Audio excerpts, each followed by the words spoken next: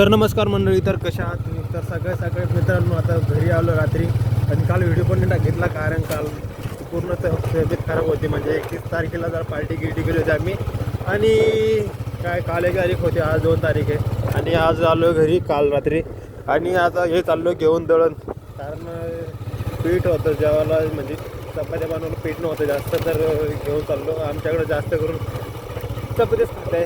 आणि असं काय वातावरण भावाकडे सकाळी आता 7 म्हणजे मॅक्सिमम सकाळचे 8 वाजता आहे. आणि मी चाललो आहे मस्त पीठ म्हणजे गहू घेऊन दळायला.